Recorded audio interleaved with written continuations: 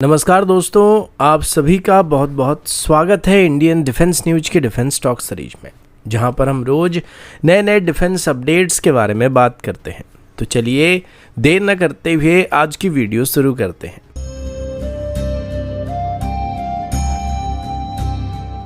आज की पहली अपडेट भारत के बैलिस्टिक मिसाइल डिफेंस प्रोग्राम को लेकर है। दोस्तों, डीआरडीओ की तरफ से अभी phase 3 ballistic missile defence programme के लिए दो बिल्कुल नए इंटरसेप्टर मिसाइल पर काम करना शुरू कर दिया गया है, जिनका नाम ADH और ADAM होने वाला है। ये दोनों मिसाइल फ्यूचर थ्रेट को ध्यान में रखकर डिजाइन किए जा रहे हैं, जिनको खास करके hypersonic glide vehicles, hypersonic cruise missiles और MIRV कैपेबल बैलिस्टिक मिसाइल को काउंटर करने के लिए डिजाइन किया जा रहा है। अब हाइपरसोनिक थ्रेट क्यों इतना सीरियस है, ये समझना भी जरूरी है। आज चाइना और कुछ रीजनल एडवर्सरीज हमारे जो हैं वो Mark 5 से ज़्यादा स्पीड वाले हाइपरसोनिक वेपन को डेवलप कर रहे हैं, जो फ्लाइट के दौरान कंटिन्यूसली मैन्यूवर कर सकते हैं। और इनका सबसे बड़ा चैलेंज ये है कि ये ट्रेडिशनल बैलिस्टिक मिसाइल जैसे प्रेडिक्टेबल पाथ को फॉलो नहीं करते हैं, जिस वजह से मोस्टली एग्जिस्टिंग इंटरसेप्टर के लिए इनको ट्रैक करना और डिस्ट्रॉय करना काफ़ी मुश्किल होने वाला है।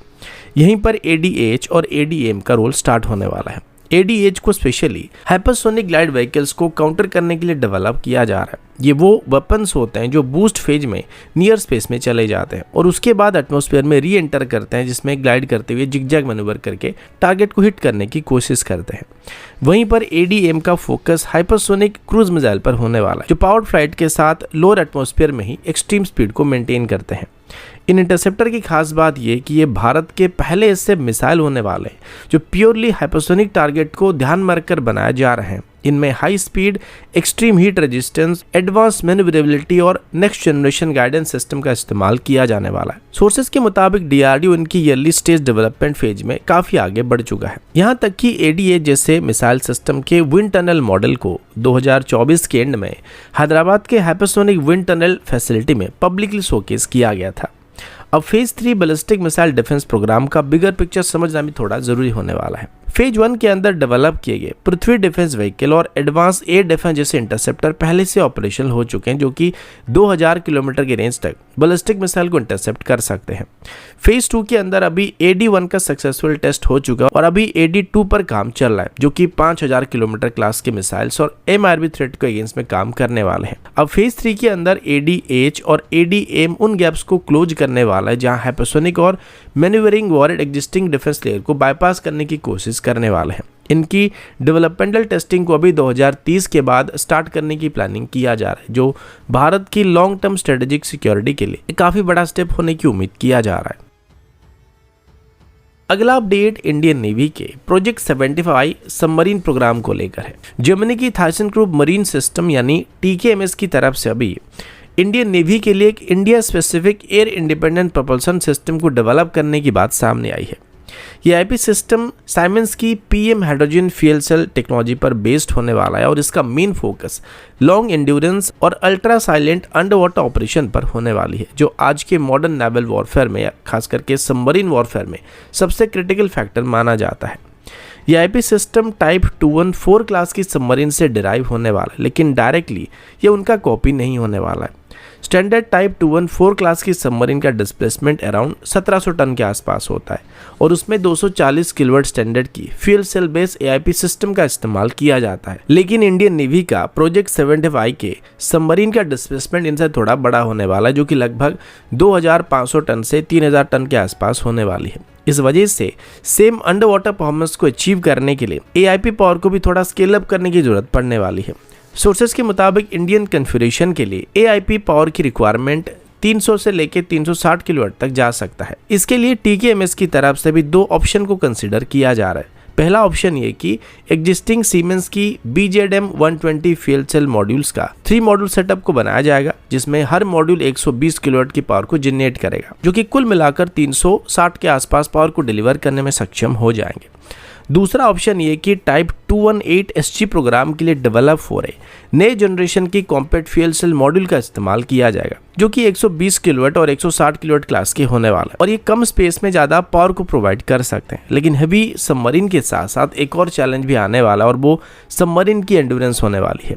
अगर 2500 टन की सबमरीन को लगभग 3 हफ्तों तक बिना स्नॉर्कल किए अंडर वाटर कंडीशन में ऑपरेट करना है तो लॉक्स टैंक और फ्यूल स्टोरेज को काफी बड़ा करना पड़ेगा। इस वजह से प्रोजेक्ट 75 सबमरीन में 6 से 10 मीटर का हल प्लग को इंटीग्रेट किया जाने वाला, जिसमें फ्यूल सेल, हाइड्रोजन स्टोरेज और लॉक्स टैंक को फिट किया जाने वाला है। अगला अपडेट तेजस मार्क 1 के फ्यूचर इंजन रोड मैप को लेकर है। दोस्तों, अभी गैस टरबाइन रिसर्च एस्टेब्लिशमेंट यानी GTRE की तरफ से कावेरी डेरिवेटिव इंजन का एक हाई थ्रस्ट वेरिएंट पर काम करने की प्लानिंग किया जा रहा है। जैसे ही करंट कावेरी डेरिवेटिव इंजन का सर्टिफिकेशन प्रोग्राम कंप्लीट हो जाएगा, उसके बाद GTRE की तरफ से एक नए वेरिएंट को बनाने का प्लान किया जा रहा है जो कि 55 किलोटन क्लास की ड्राई थ्रस्ट को डिलीवर करने में सक्षम होने वाला है।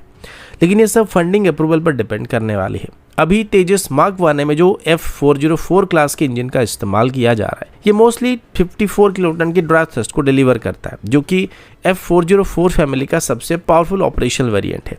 अगर कावेरी डेरिवेटिव इंजन 55 किलोटन की ड्राई थ्रस्ट को अचीव कर पाता है तो ये ना सिर्फ F404 सीरीज को मैच कर सकता है बल्कि थोड़ा एक्सीड भी करने वाला है। इससे फ्यूचर तेजस मार्क 1 प्रोडक्शन और मिड लाइफ अपग्रेड के लिए प्योरली इंडिजिनस इंजन का ऑप्शन अवेलेबल हो सकता है।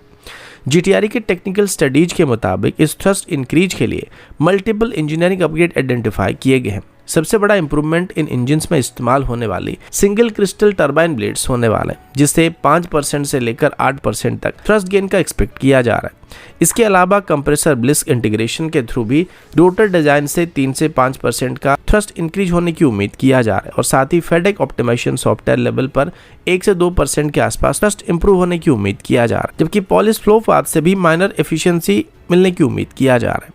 कावेरी डेरिवेटिव इंजन की एक और खास बात यह कि ये फ्लैट रेटेड इंजन के रूप में डेवलप किया जा रहा है, मतलब एक्सट्रीम हॉट कंडीशन में या फिर हाई एल्टीट्यूड कोल्ड कंडीशन में इसका थ्रस्ट स्टेबल रहने वाला है। ये F404 सीरीज से काफी अलग अप्रोच होने वाला है, क्योंकि F404 जैसे टेम्परेचर डी रेटेड इंजन्स गर्म और हाई एल्टीट्यूड कंडीशन में लगभग 10% के आसपास थ्रस्ट को लूज कर सकते हैं, जिस वजह से लगभग सेम परफॉर्मेंस को डिलीवर करने के बाद भी हमारी Kaveri derivative engine F404 series के इंजन को इंडियन क्लाइमेट कंडीशन में काफी अच्छे मार्जिन के साथ पीछे छोड़ सकता है, जो कि इंडियन एयरफोर्स के फॉरवर्ड डेजर्ट कंडीशन और हाई एल्टीट्यूड एयरवेज के लिए एक बहुत बड़ा एडवांटेज होने वाला है। इसके अलावा अभी कावेरी डेरिवेटिव इंजन की आफ्टर बर्नर परफॉर्मेंस के ऊपर भी काफी सीरियस काम किया जा रहा है। पुराने कावेरी वेरिएंट की आफ्टर बर्नर सेक्शन में कुछ मेजर इशू पाए गए थे, जिनकी वजह से फ्यूल कंजप्शन थोड़ा ज्यादा होता था। अब GTRE एमका के इंजन प्रोग्राम से मिलने वाली एडवांस्ड आफ्टर बर्नर डिजाइन को कावेरी इंजन में इस्तेमाल करने वाली है।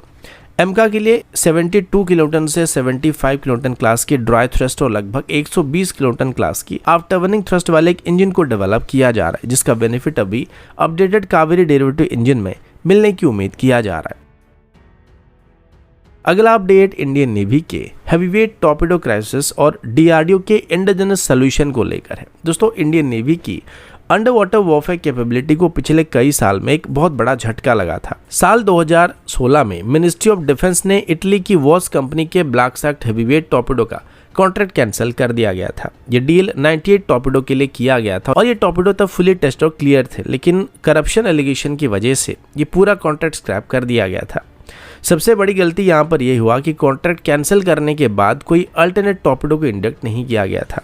इसका रिजल्ट ये निकला कि इंडियन नेवी को लगभग 10 साल तक आउटडेटेड हैवीवेट टॉर्पेडो के साथ ऑपरेट करना पड़ा है, जबकि इसी पीरियड में चाइना की तरफ से अपनी सबमरीन फ्लीट को रैपिडली एक्सपैंड किया गया है, जिससे उनकी डीप सी ऑपरेशन काफी मजबूत बन चुका है। अभी रिसेंटली मिनिस्ट्री ऑफ डिफेंस की तरफ से एक यू टर्न लेते हुए सिर्फ 48 ब्लैक सैक टॉर्पेडो को खरीदने के लिए अप्रूवल दिया गया है, जो ओरिजिनल रिक्वायरमेंट का आधा नहीं होने वाला है। अब इस पूरे प्रोसेस में लगभग 10 साल का टाइम वेस्ट हो गया, नंबर भी कम हो गया और कॉस्ट भी थोड़ा बढ़ गया है। लेकिन यहाँ पर एक पॉजिटिव एंगल भी है, क्योंकि सोर्सेज के मुताबिक रिड्यूस्ड ब्लैक सैक टॉर्पेडो का ऑर्डर DRDO का इंडिजिनस इलेक्ट्रॉनिक हैवीवेट टॉर्पेडो होने वाला है। DRDO की तरफ से अभी एक deep strike electronic heavyweight torpedo variant को डेवलप किया जा रहा है, जो कि चाइना के next generation deep diving submarine को काउंटर करने के लिए डिजाइन किया जा रहा है। इस नए इलेक्ट्रॉनिक हैवीवेट टॉर्पेडो की सबसे बड़ी खास बात इसका 800 मीटर तक का ऑपरेशनल डेप्थ होने वाला है, जो करंट टॉर्पेडो से काफी ज्यादा होने वाला है। इसके साथ ही इसमें एक्सटेंडेड रेंज और एंडुरेंस भी मौजूद होने वाली है। DRDO की हैवीवेट टॉर्पेडो का इलेक्ट्रिक प्रोपल्शन सिस्टम इसे एक्सट्रीमली साइलेंट भी बनाता है, जिससे एक्यूस्टिक डिटेक्शन बहुत ही मुश्किल होने वाला है और काउंटर मेजर के अगेंस्ट में इसका परफॉर्मेंस काफी स्ट्रांग बताया जा रहा है। कुल मिलाकर अभी ब्लैक सैक टॉर्पेडो एक स्टॉप गैप सोल्यूशन होने वाला है, लेकिन लॉन्ग टर्म बेसिस पर इंडियन नेवी का असली under water game changer DRDO का इंडिजिनस इलेक्ट्रॉनिक हेवीवेट टॉर्पेडो होने वाला, जो अंडर वाटर डिटरेंस गैप को रिस्टोर करने में एक मेजर रोल को प्ले करने वाली है। तो दोस्तों अभी के लिए इतना ही, मिलता हूँ आपसे अगले वीडियो में, तब तक के लिए जय हिंद, वंदे मातरम।